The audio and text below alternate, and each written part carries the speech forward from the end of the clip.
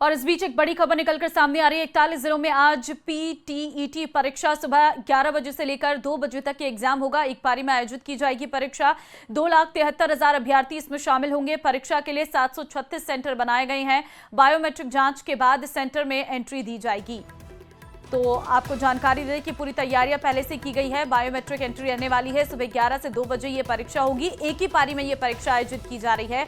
2,73,000 परीक्षार्थी इसमें शामिल होंगे। परीक्षा के लिए 736 सेंटर बनाए गए हैं।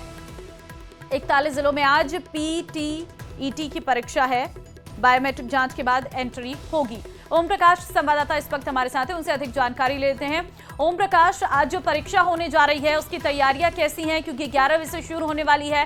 क्या अभ्यर्थी पहुंचने लगे हैं? बाद में अभ्यर्थियों को यहाँ एंट्री इस गेट से ही नहीं बल्कि तमाम जो शहर के 30 सेंटर बनाए गए वहां से एंट्री बंद कर दी जाएगी। 10:30 बजे के बाद में किसी भी अभ्यर्थी को जो है एंट्री नहीं दी जाएगी। पूरी तरह से जांच करके जो है अभ्यर्थी को यहाँ एंट्री दी जा रही है। और सबसे बड़ी और अहम बात है कि वर्धमान महावीर ओपन यूनिवर्सिटी में जो है प्रदेश भर के तमाम परीक्षा केंद्रों का अभय कमांड जो कमांड सेंटर है वो बनाया गया है। सीसीटीवी से निगरानी प्रदेश भर के तमाम जो परीक्षा केंद्र है उनकी निगरानी यहाँ कोटा से जो है कमांड सेंटर से की जा रही है। और तमाम तरह की व्यवस्था यहाँ देखी जा रही है। जो है अभ्यर्थी लाइन पर खड़े हैं और पूरी जांच पड़ताल के बाद ही जो है इनको एंट्री दी जा रही है। और यूं कहा जा सकता है कि जो है 30 परीक्षा केंद्रों पर कोटा में परीक्षा आयोजित हो रही है और 9,300 से अधिक जो है परीक्षार्थियों का नामांकन है। यहाँ से आपसे जान किस तरह से ये देखिए ये पुलिस अधिकारी खेल बताना नहीं चाहते हैं, लेकिन ये कहा जा सकता है कि तमाम तरह की जो है जांच पड़ताल के बाद एंट्री दी जा रही है। और थोड़ी देर बाद में यहाँ एंट्री बंद कर दी जाएगी, क्योंकि 10:30 बजे के बाद आने वाले जो है अभ्यर्थियों को एंट्री नहीं दी जाएगी। और 9,300 से अधिक परीक्षार्थियों का नामांकन है। और प्रदेश भर के तमाम परीक्षा सेंटरों की निगरानी के लिए सीसीटीवी की निगरानी के लिए यहाँ जो है कमांड सेंटर बनाया गया है। इनसे बातचीत करते आपसे जानना चाहते हैं किस तरह की व्यवस्था है? यहाँ बहुत बढ़िया चल रही व्यवस्था है, कोई कमी नहीं है। हाँ, तो मतलब किस तरह की जो जांच पड़ताल की जांच नॉर्मल जांच हो रही है, नॉर्मल है। मतलब जो ऑब्जर्वर ने बोला है नॉर्मल जांच करना है, जैसे मोबाइल वगैरह ऐसी चीज नहीं जानी चाहिए। देखिए किसी तरह के मोबाइल ही नहीं बल्कि तमाम तरह की चीजों की यहाँ जांच की जा रही है और गेट पे ही यहाँ रखवाया जा रहा है। और यहाँ अभ्यर्थियों का जो है इसी परीक्षा केंद्र से एंट्री दी जा रही है। और 11 बजे से ये परीक्षा शुरू होगी। 9,300 से अधिक परीक्षार्थियों का अभ्यर्थियों का यहाँ कोटा में नामांकन है। 30 शहर के अलग अलग सेंटरों पर ये परीक्षा आयोजित हो रही है।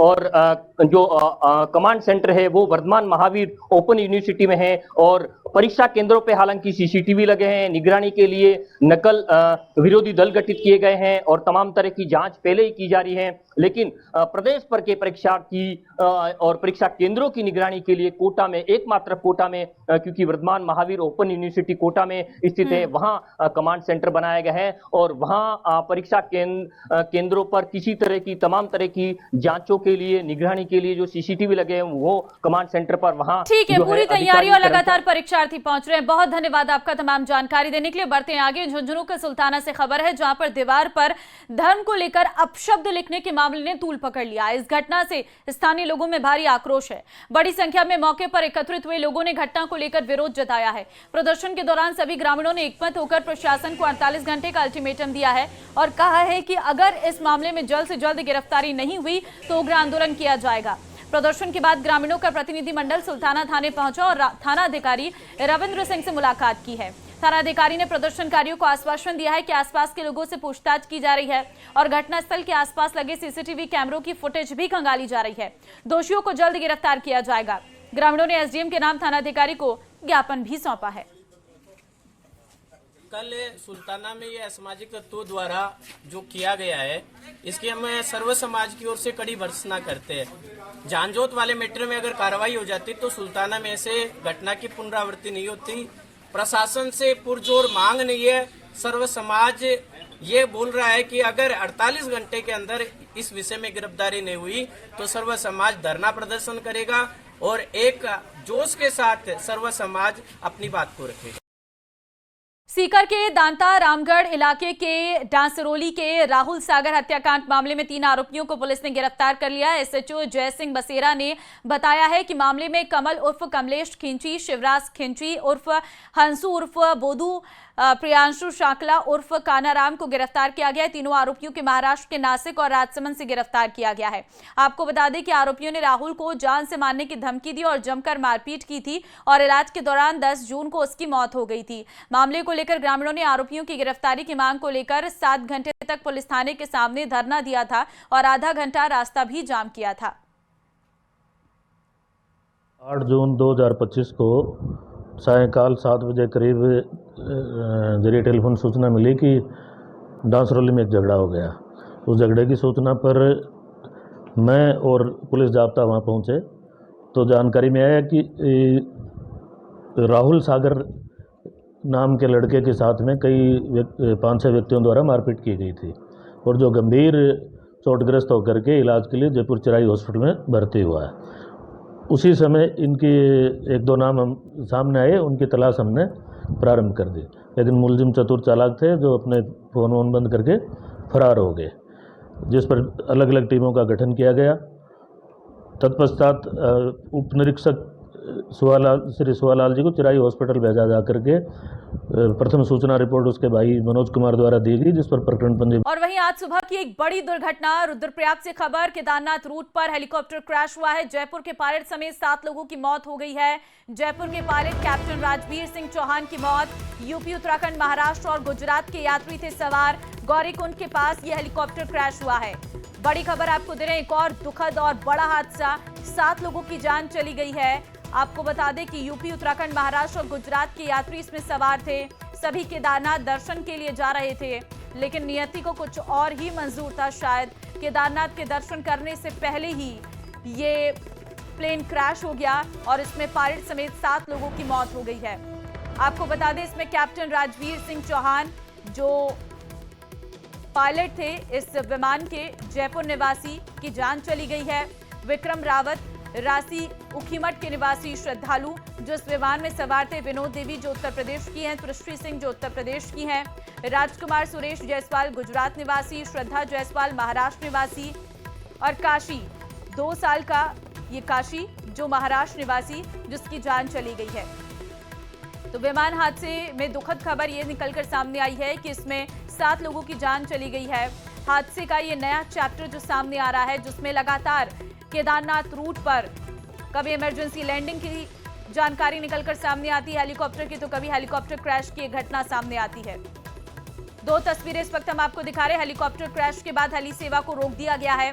अभी जो हेलीकॉप्टर सेवा है वो नहीं चलेगी क्योंकि हेलीकॉप्टर क्रैश हुआ है और हेलीकॉप्टर क्रैश में 7 लोगों की जान चली गई है, जिसके बाद पूरी तरीके से हेली सेवा को रोक दिया गया है। अब ये कब तक रोका गया इस बाबत कोई जानकारी निकलकर सामने नहीं आ पाई है, लेकिन बहुत जरूरी है यहाँ पर सरकार का इस ओर ध्यान जाना कि ये हेलीकॉप्टर सेवा जो श्रद्धालुओं को केदारनाथ 4 धाम की यात्रा कराती है, उस हेलीकॉप्टर सेवा की जांच की जाए कि आखिर ये 3 बड़े हादसे जो इसी बार के 4 धाम यात्रा में शुरू हुए हैं ये क्यों हो रहे हैं, किसकी लापरवाही है और कौन इसके पीछे जिम्मेदार है।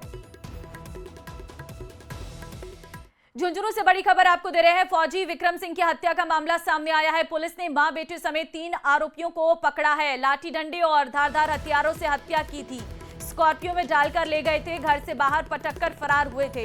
अन्य फरार आरोपियों की तलाश में जुटी है पुलिस। भारतीय सेना में हवलदार पद पर कार्यरत फौजी विक्रम सिंह की निर्मम हत्या के मामले में सूरजगढ़ पुलिस ने मां बेटे सहित 3 आरोपियों को गिरफ्तार कर लिया है।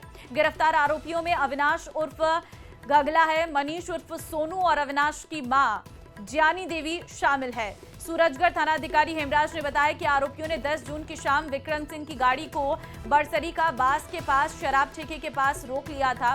काली स्कॉर्पियो में सवार आरोपियों ने पहले गाली गलौज की, फिर फौजी का अपहरण कर अमरपुरा कला स्थित अविनाश के घर ले गए। वहां परिजनों सहित सभी ने मिलकर लाठी, सरी और धारदार हथियारों से बेरहमी से हमला किया। गंभीर हालत में घायल विक्रम सिंह को परिजन पहले सीएचसी सूरजगढ़ ले गए, फिर झुंझुनू के बीडीके अस्पताल ले गए, जहां इलाज के दौरान उनकी मौत हो गई है। 11 नामजद लोगों के खिलाफ रिपोर्ट दर्ज कराई गई है।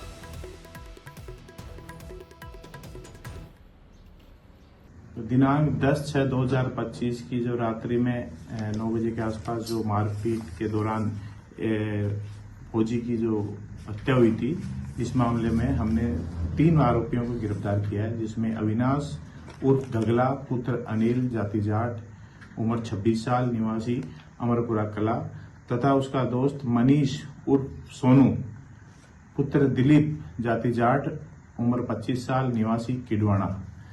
और इसी में अविनाश की मां ज्ञानी देवी पत्नी अनिल कुमार जाति जाट को हमने गिरफ्तार किया है, जिसमें ज्ञानी देवी को जेसी करा दिया गया है और दोनों अभी पीसी रिमांड पे चल रहे हैं।